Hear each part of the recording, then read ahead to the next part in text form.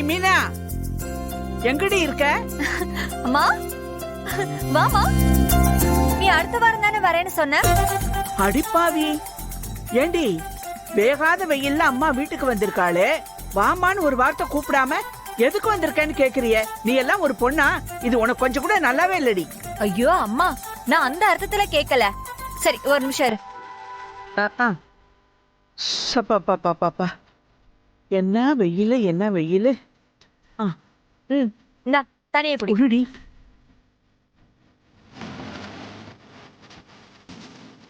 பரவாயில்லடி, ice வாட்டரா குடிச்ச அதுவே சந்தோஷம்தான்.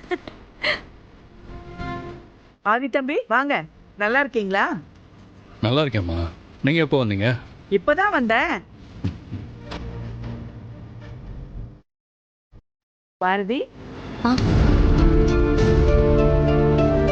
பாரதி, ஏன் ஒரு மாதிரியா இருக்கீங்க?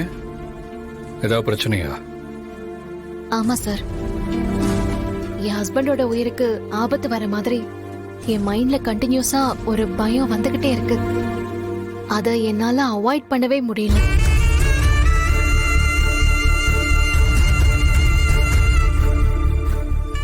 அதனால்தான் சுமங்கலி பூஜை பண்றதுக்காக கோயிலுக்கு போய் பேசிட்டு நேரா வீட்டுக்கு வரேன்.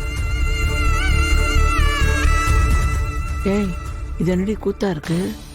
பாரதி ஆதி கிட்டேயே ஆதி உயிருக்கு ஆபத்துன்னு சொல்லிட்டு இருக்கா. மா வாய மூடுமா, நீ பேசுறது யாருக்காவது விழப்போகுது. வீட்டுல ஏற்கனவே இங்க ஏகப்பட்ட பிரச்சனை. பாரதி துரைய கொலை பண்ணிட்டான்னு போலீஸ் அரெஸ்ட் பண்ணிட்டு போய் பாரதி இப்பதான் அதுல இருந்து தப்பிச்சு வந்திருக்கா. என்னடி, நான் வீட்டுல இல்லாத நேரத்துல இவ்வளவு விஷயம் நடந்திருக்கா? மா இன்னும் நிறைய இருக்கு, நீ கொஞ்சம் பேசாம இரு. பாரதி, நீ இன்னைக்குதான் சுமங்கலி பூஜை பண்ண போறியா?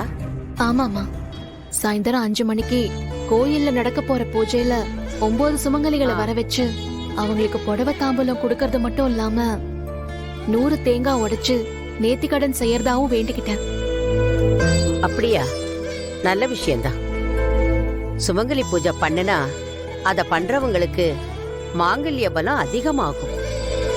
உன் கழுத்துல இருக்கிற தாலிய கழட்டணும்னு பார்த்தா நீ சுமங்கலி பூஜை பண்ண போறியா? நீ எப்படி இத பண்றன்னு நானும் பாக்குறேன். பாரதி, நீ வேணா பாரேன், இந்த பூஜை முடிஞ்சதும் நீயும் உன் புருஷனும் ஒன்னா சேர்ந்துருவீங்க. அந்த மாதிரி நேரங்கள்ல நம்ம மனசு சொல்றத முழுசா நம்பணும். அப்படி நம்ப ஆரம்பிச்சோம்னா நாம தேடுற விஷயம், நாம நினைக்கிற விஷயம் எல்லாமே நடக்கும். நீங்க இப்ப சொன்ன எல்லா விஷயமுமே நம்ம எல்லாரோட வாழ்க்கையிலயும் நடந்துகிட்டு தான் இருக்கு. அதை என்னால நம்ப முடியுது பாரதி. சரி, பூஜைக்கு வேண்டிய சாமான்லாம் வாங்கணும்னு சொன்னீங்களே, வாங்கிட்டீங்களா? இல்ல சார், இனிமேதான் ஒன்னொன்னா லிஸ்ட் போட்டு வாங்கறதுக்கு போகணும். சரி வாங்க பாரதி, நானும் கூட வரேன், 2 பேரும் சேர்ந்து வாங்கலாம். ஐயோ சார், உங்களுக்கு எதுக்கு தேவையில்லாத சிரமம்? இது எனக்கு பழக்கமான வேலைதான், நானே பாத்துக்கிறேன். அது மட்டும் இல்ல, என் புருஷன் நல்லா இருக்கணும்னு நான் இத பண்றேன். அதுக்கு எதுக்கு சார் நீங்க வரணும்? அட போங்க பாரதி, எல்லாமே உங்க இஷ்டப்படி நீங்க என்ன நினைக்கிறீங்களோ அப்படியே தான் நடக்கணுமா? நான் உங்களுக்கு ஒரு ஹெல்ப் பண்ணணும்னு நினைக்கிறேன், அதை கூட அக்செப்ட் பண்ண மாட்டேன்னு சொல்றீங்க. உங்க ஹஸ்பண்ட் நல்லா இருக்கணும், நீங்க நினைக்கிற மாதிரி நீங்களும் உங்க ஹஸ்பண்டும் சேர்ந்து சந்தோஷமா இருக்கணும்னு நானும் நினைக்கலாம்ல. அது மட்டும் இல்லாம எனக்கும் நான் நல்லா இருக்கணும்னு என் மேலேயும் அக்கறை இருக்கும்ல. என்ன சொன்னீங்க? அது அதாவது எனக்கும் உங்க ஹஸ்பண்ட் நல்லா இருக்கணும்னு ஆசை இருக்கும்னு சொல்ல வந்தேன். என்ன மித்ரா, ஏதோ யோசனையில இருக்க போல இருக்கு. ஆமா மேடம், கீழே இப்பதான் ஒரு டிராமா முடிஞ்சிருக்கு, அத பாத்துட்டு தான் ஒரே யோசனையில இருக்கேன். அந்த டிராமாக்கு சொந்தக்காரி பாரதி தானே? வேற யாரு? அவளேதான். இப்ப அவளுக்கு என்னவா? அவ புருஷனோட உயிருக்கு ஆபத்து வர மாதிரி அவ மனசுல ஏதோ தோணிக்கிட்டே இருக்கான்.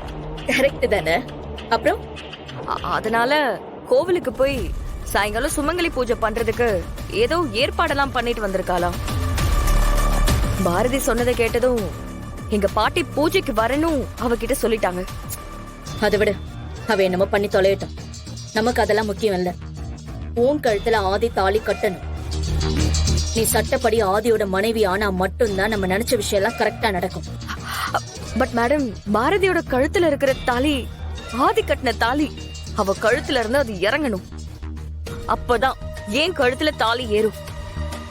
என்ன சொல்ற மித்ரா?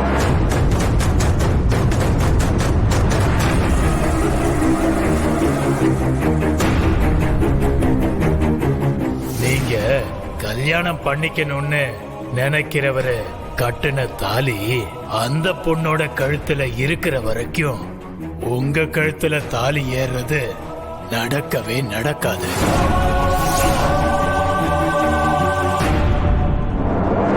நீ சொல்றத வச்சு பாக்குறப்போ இது கொஞ்சம் சிக்கலான விஷயம்தான்.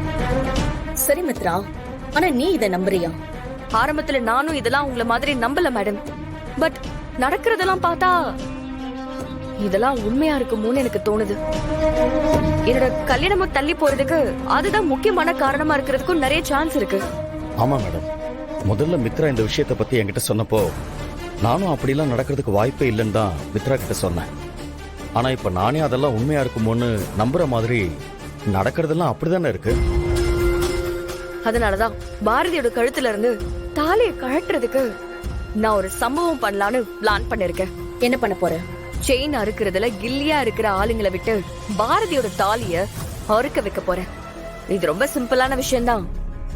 ஆனா கொஞ்சம் மிஸ் ஆனாலும் பெரிய பிரச்சனையில மாட்டிப்போம். அதுதான் யோசனையா இருக்கு. சூப்பர் மித்ரா, சரியான பிளான் தான். புருஷன் உயிரோட இருக்கிறப்பவே பொண்டாட்டி கழுத்துல இருந்து தாலி இறங்குனா அது எப்படி வலிக்கணும் பாரதிக்கு காட்டணும். அவ ஆடிக்கிட்டு இருக்கிற ஆட்டத்துக்கு இதுதான் சரியான அடியா இருக்கும். எனக்கு தெரிஞ்சு சங்கர்னு ஒருத்தா இருக்கான். இந்த மாதிரி வேலையெல்லாம் முடிக்கிறதுல அவன் தான் கில்லாடி. அவன்கிட்ட வேலையை முடித்தனா கச்சிதமா முடிச்சிருவான். நல்ல ஐடியா மேடம். இப்பவே அவனுக்கு போன் பண்ணி விஷயத்த சொல்லிடுங்க.